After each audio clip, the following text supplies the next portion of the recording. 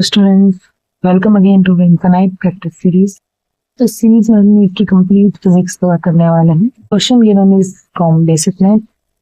A particle is moving under acceleration and that is given age equals to 3t plus 4t square. If the position and the velocity of the particle at start, that is t is equal to 0, are x naught and v naught respectively, then find the displacement and velocity as a function of time. मतलब question में हमें acceleration दिया हुआ है as a function of time और हमसे displacement and velocity पूछी है as a function of time. ठीक है, तो चलिए इसको सॉल्व करते हैं. पहले तो लिख लेते हैं कि क्या गिवन है. एक्सेलरेशन हमें दिया है 3t प्लस 4t स्क्वायर. ठीक है, जिससे वेलोसिटी और डिस्प्लेसमेंट निकालना है. ठीक है, तो हमें पता है कि डिस्प्लेसमेंट, वेलोसिटी और एक्सेलरेशन आर रिलेटेड एज कि अगर हम डिस्प्लेसमेंट का टाइम के साथ डिफरेंशिएशन करते हैं तो हमें वेलोसिटी मिलती है और वेलोसिटी का टाइम के साथ डिफरेंशिएशन करते हैं तो हमें एक्सेलरेशन मिलता है. एंड सिमिलरली अगर हम उल्टा चलते हैं कि एक्सेलरेशन को वेलोसिटी के साथ इंटीग्रेट, एक्सेलरेशन टाइम के साथ इंटीग्रेट करते हैं तो हमें चेंज इन वेलोसिटी मिलता है. एंड वेलोसिटी को टाइम के साथ इंटीग्रेट करते हैं तो हमें डिस्प्लेसमेंट मिलता है.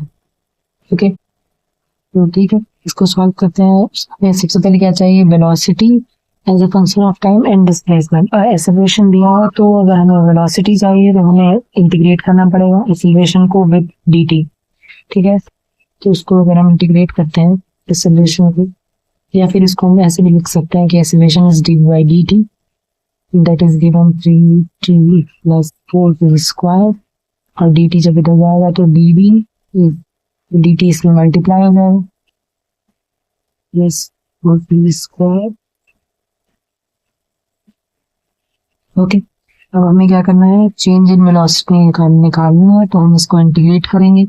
लिमिट्स लेंगे जब हमारी velocity t is equals to 0 से और हमें फाइनल किसी भी t इंस्टेंट तक निकालनी है. ठीक है, तो जब टाइम 0 है तब वेलोसिटी v नॉट है, हमें दिया हुआ है कैसे कि that is t is equal to 0 पे x not and v not है. ठीक है, तो जब टाइम 0 है यानी कि p की लोअर लिमिट जब 0 है तो वेलोसिटी की लोअर लिमिट v नॉट है और जब p हो जाएगा तब उस टाइम पे हमें वेलोसिटी बतानी है जो कि वेलोसिटी फाइनल होगी, उसे हम v से v नॉट कर लेते हैं. ठीक है, तो टाइम जब 0 है और t तक हमें इंटीग्रेट करना है. ओके, तो dv का इंटीग्रेशन हो जाएगा v with limits v and v not and that's comes out.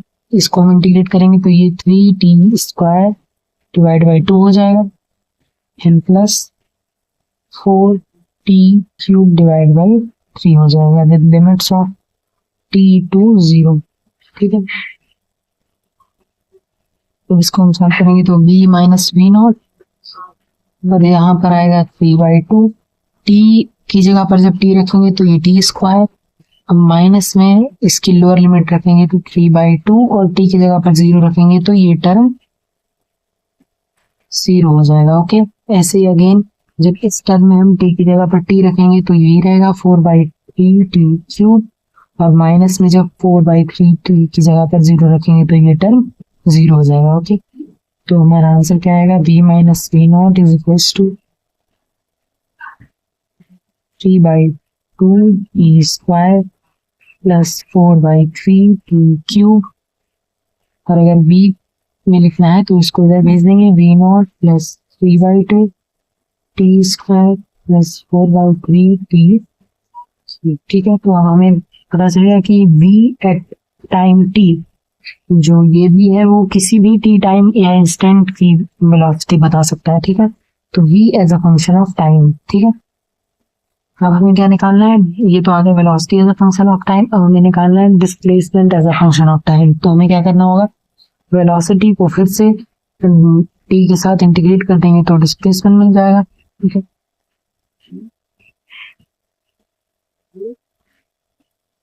तो इसको हम लिख सकते हैं, अब देखिए वेलोसिटी को हम लिख सकते हैं dx by dt.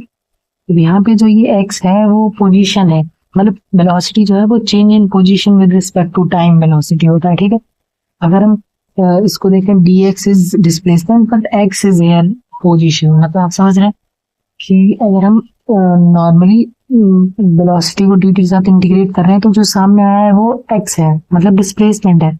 लेकिन जब हम उसकी लिमिट्स में x माइनस एक्स नॉट रखेंगे तो वो पोजीशन है, क्योंकि change in position is displacement. Okay, तो इसको इंटीग्रेट करेंगे, velocity is change in x with dt, मतलब change in position with respect to time is velocity. x जो यहाँ पे है वो पोजीशन है। Okay, and that is vt v not plus 3/2 t square plus 4/3 t cube, अब dt को इधर भेज दीजिए।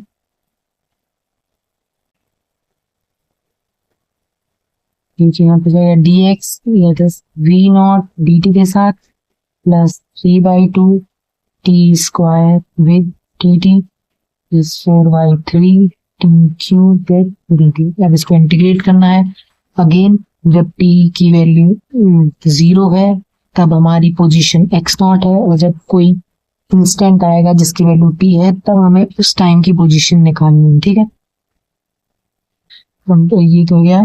ठीक, तो हमें क्या करना है, यहाँ पे इसको इंटीग्रेट करना है। तो dx का इंटीग्रेशन x आएगा with limits x and x not, and that is, इसको जब इंटीग्रेट करेंगे तो again v not is a constant. और हम पिछली कई वीडियोस में भी सीख चुके हैं कि कांस्टेंट का इंटीग्रेशन हम जब भी करते हैं तो एक वेरिएबल उसमें ऐड हो जाता है, या फिर मतलब उससे भी कर सकते हैं। ठीक है, तो v नॉट अगर का बेसिक मेथड इसका क्या है कि v नॉट क्योंकि कांस्टेंट है तो इंटीग्रेशन से बाहर चला जाएगा, अंदर रह जाएगा 1, क्योंकि v नॉट हमने कॉमन लिया तो अंदर 1 बचना चाहिए। और 1 को लिखने का तरीका क्या है कि हम t की पावर 0 लिखेंगे। ठीक है, something to the power 0 is 1। ठीक, तो 1 को लिखने का तरीका है यहाँ पर t टू द पावर 0। ठीक है, with dt and plus 3/2 and integration of t square with dt हो जाएगा t cube divide by 3। Okay, plus 4/3 t cube का इंटीग्रेशन हो जाएगा t to the power 4 divide by 4।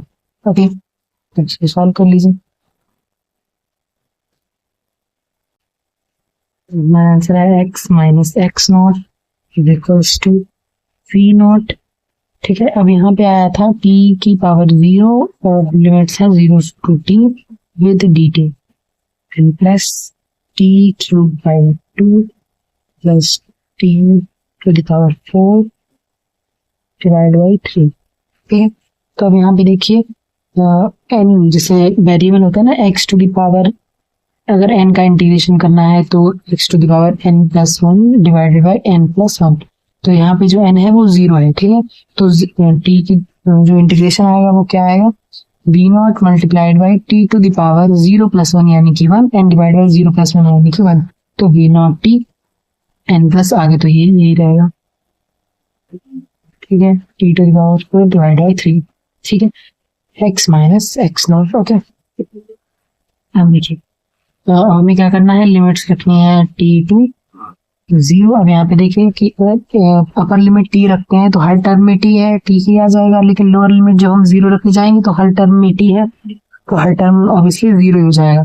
तो x माइनस एक्स नॉट यही आ जाएगा सिंपली कि v not t plus t cube by 2 plus t to the power 4/3। ठीक है, ये अपर लिमिट हो गई। माइनस करके अगर हम लोअर लिमिट के लिए भी रखेंगे तो वो तो पूरा टर्म 0 ही आना है, क्योंकि यहाँ पे भी 0 आएगा, यहाँ पे भी, तो तीनों टर्म 0 हो जाएंगे। ओके, ठीक है, अब यहाँ पे देखो एक बात समझने वाली ये है कि जो x है वो है पोजीशन एट टाइम t।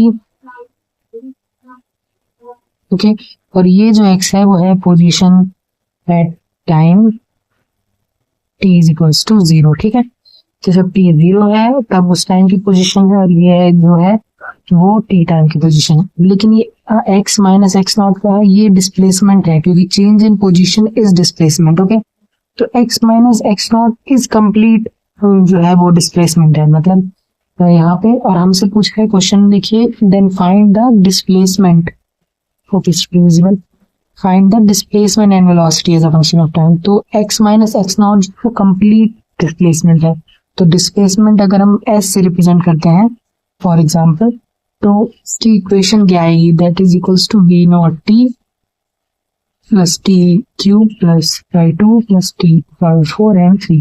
ठीक है, ये डिस्प्लेसमेंट की इक्वेशन आएगी as a function of time. ठीक है, अगेन अगर हम ऐसे लिखते हैं कि x is equals to x not plus b not t plus t cube divide by 3 sorry 2 m t to the power 4 divide by 3।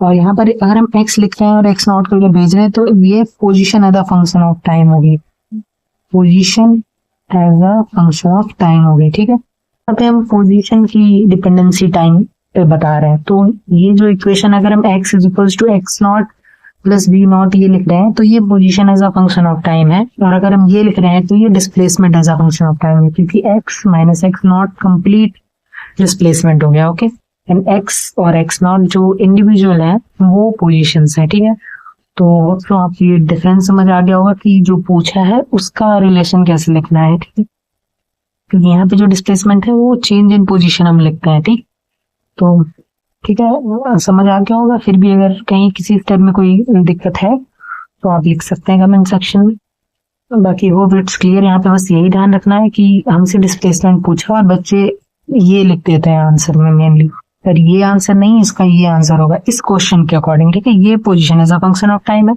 और ये displacement as a function of time है। Okay, hope you got it, thank you.